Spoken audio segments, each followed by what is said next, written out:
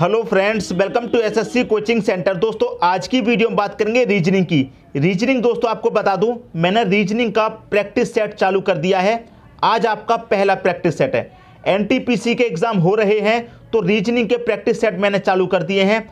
आज आपका पहला प्रैक्टिस सेट है और इसकी आपको अलग से प्लेलिस्ट मिल जाएगी जिसमें आपको practice set 1, practice set 2, practice set 3 इस तरह से सभी वीडियो मिल जाएंगे। अगर आप किसी भी एग्जाम की तैयारी कर रहे हैं तो ये प्रैक्टिस सेट देखते रहिए, आपके लिए बहुत लाभदायक होंगे। तो चलिए स्टार्ट करते हैं। पहला क्वेश्चन है, नीचे दिए गए विकल्पों में से उस संख्या समूह का पता लगाइए जो प्रश्न में दिए गए संख्या समूह 8, 56 और 72 के समान है।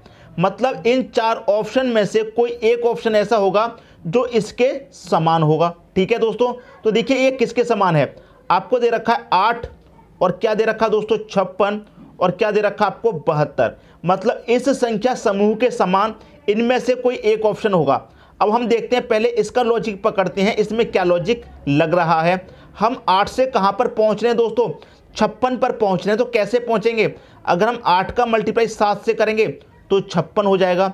और फिर हम 8 से कहां पर पहुंच रहे हैं, 72 पर पहुंच रहे हैं। तो हम 72 पे कैसे पहुंचेंगे, अगर हम 8 का मल्टीप्लाई 9 से करेंगे तो 72 होता है। तो यही लॉजिक इनमें से किसी एक में लगेगा। पहले मल्टीप्लाई होगा 7 का, बाद में होगा 9 का मल्टीप्लाई। ठीक है, अगर मैं 5 का मल्टीप्लाई 7 से करूं तो 5 7 35 होता है, लेकिन 35 यहां पर बाद में आ रहा है तो ये ऑप्शन गलत हो जाएगा। पहले 35 आना चाहिए था 7 का मल्टीप्लाई करके। दूसरा ऑप्शन चेक करेंगे, मल्टीप्लाई पहले किससे करना है, 7 से।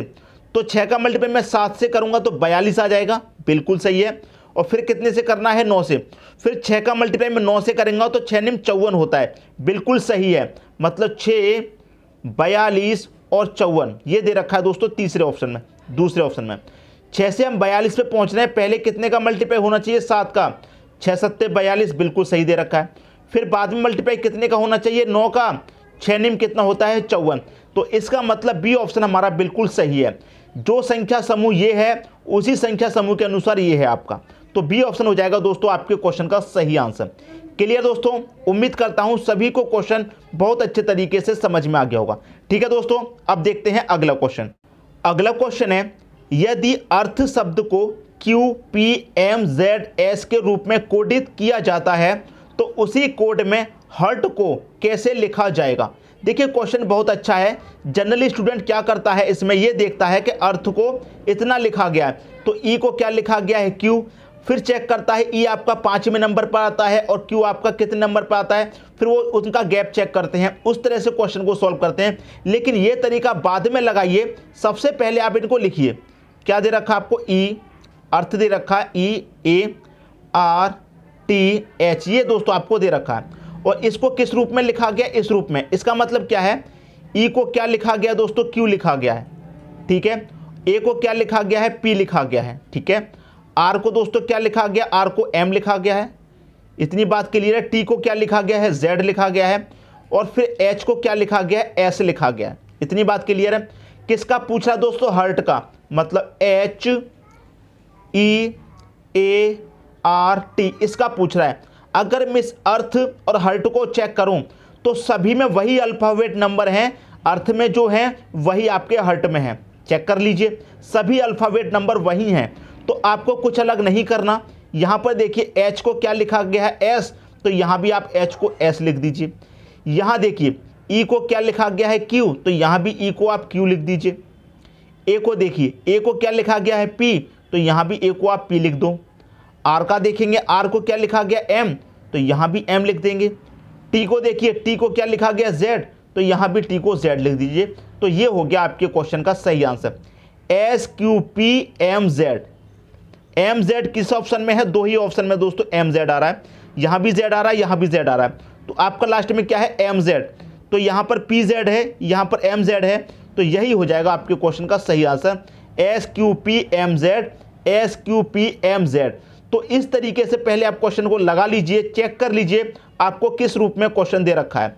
ठीक है दोस्तों, तो मैं उम्मीद करता हूं क्वेश्चन सभी को बहुत अच्छे तरीके से समझ में आ गया होगा। क्लियर है, अब देखेंगे अगला क्वेश्चन।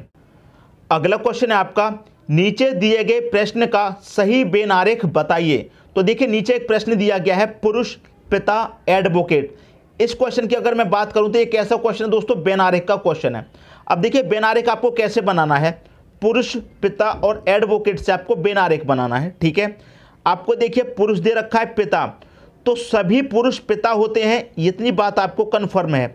माता तो आपकी पिता नहीं होती, लेडी तो पिता नहीं होती, सभी पुरुष पिता होते हैं, ये बात आपकी कन्फर्म है। तो ये क्या हो गया दोस्तों, सभी पुरुष हो गए। ठीक है, और सभी पुरुष पिता होते हैं तो ये आपके पिता हो गए। क्लियर है, ये सभी पुरुष हो गए और सभी पुरुष पिता होते हैं, ये बात आपकी कन्फर्म है। फिर क्या कह रहा है, एडवोकेट, तो मैं एडवोकेट की बात करूं तो सभी पिता एडवोकेट नहीं होते, कुछ माताएं भी एडवोकेट होती हैं। ठीक है, तो इसके अंदर नहीं आएगा, कहाँ आएगा दोस्तों, इसके बाहर आएगा, इससे जुड़ा हुआ। ये तो हो गए दोस्तों आपके सभी पुरुष, और सभी पुरुष पिता होते हैं, ये इसके अंदर आ गया। और सभी पुरुष तो पिता, सभी जो पिता हैं वो एडवोकेट नहीं होते, कुछ पिता एडवोकेट होते हैं, कुछ नहीं होते, इसलिए ये इस तरीके से आ जाएगा।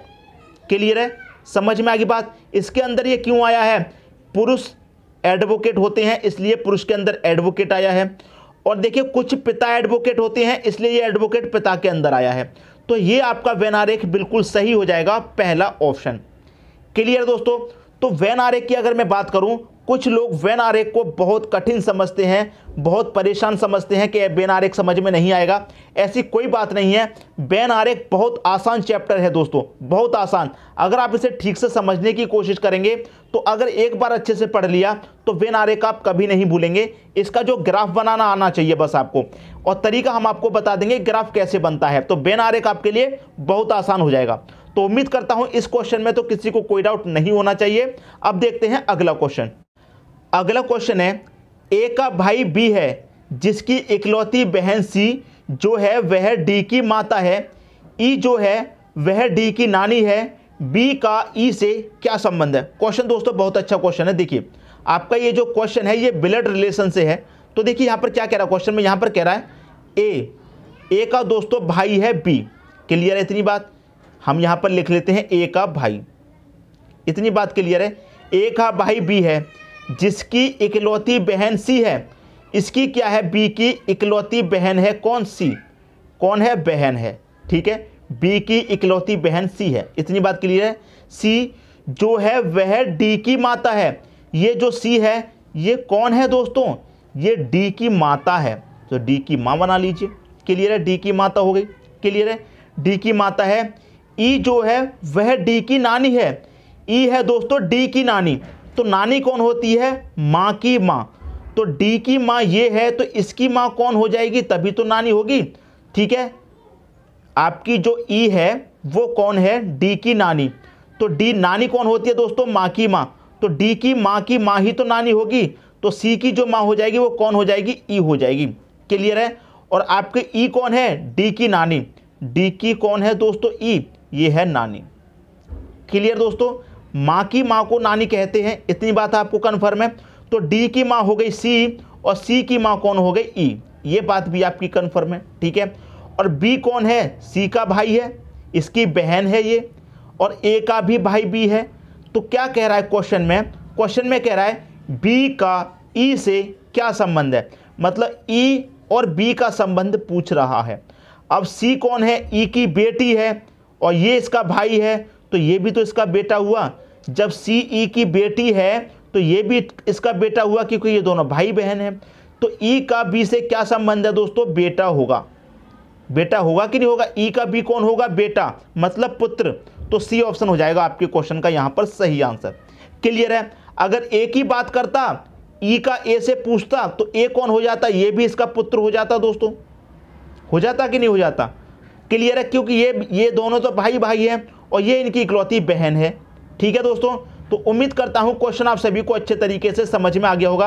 अगर यहां पर ये कह देता कि डी का बी से क्या रिलेशन है, डी का बी से कह देता, तो डी की माँ सी है और ये माँ का भाई है, तो माँ का भाई कौन लगा, मामा लगा दोस्तों। क्लियर है, और बी का डी से पूछता तो ये कौन लगा, भांजा लगा। क्लियर दोस्तों, तो आपको मैं बता दूं ब्लड रिलेशन भी ज़्यादा मुश्किल चैप्टर नहीं है। अगर कंसेप्ट एक बार में पकड़ में आ गया तो कैसा भी क्वेश्चन दे दे आप उसे सॉल्व कर देंगे। ठीक है दोस्तों, उम्मीद करता हूं क्वेश्चन आप सभी को अच्छे तरीके से समझ में आ गया होगा। अब देखेंगे अगला क्वेश्चन।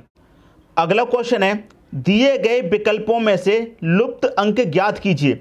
देखिए दोस्तों, यहां पर क्या है, 4 विकल्प दिए गए हैं, इनमें से एक आंसर होगा। अब यहां पर आप देखेंगे मिसिंग नंबर कहां पर है, तो आप देखेंगे मिसिंग नंबर यहां पर है। ठीक है, तो यहां पर 8 6 का क्या रिलेशन है, 8 का क्या रिलेशन है, उसी तरीके से यहां पर रिलेशन आपको मिलेगा। ठीक है, तो देखिए यहां 12 है, 18 है और 20 30 है, तो 6 का इन तीनों से क्या रिलेशन है, 16 32 40 का 8 से क्या रिलेशन है, 36 18 27 का यहां पर आपको रिलेशन पता चलेगा।